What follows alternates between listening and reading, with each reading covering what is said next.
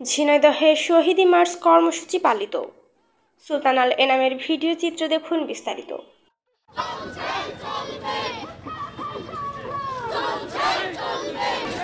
ঝিনাইদহে শেখ হাসিনা সরকারের পতনের 1 মাস পূর্ণ হয় শহীদ মার্চ কর্মসূচি পালন করেছে বৈষম্য বিরোধী ছাত্র আন্দোলন। কেন্দ্রীয় কর্মসূচির অংশ হিসেবে বৃহস্পতিবার বিকেলে শহরের উজির আলী স্কুল মাঠ থেকে একটি র্যালি করা হয়। র্যালিটি শহরের বিভিন্ন সড়ক ঘুরে কেন্দ্রীয় শহীদ মিনার এলাকায় গিয়ে শেষ হয়। পরে সেখানে এক সমাবেশ অনুষ্ঠিত হয়। সমাবেশে বৈষম্য বিরোধী ছাত্র আন্দোলনে জেলা শাখার শারমিন আক্তার, আবু হুরায়রা সহ অন্যান্যরা বক্তব্য রাখেন। সে সময় বক্তারা বৈষম্য বিরোধী ছাত্র আন্দোলনে নিহতদের ঘটনায় সুষ্ঠু বিচারের দাবি জানান।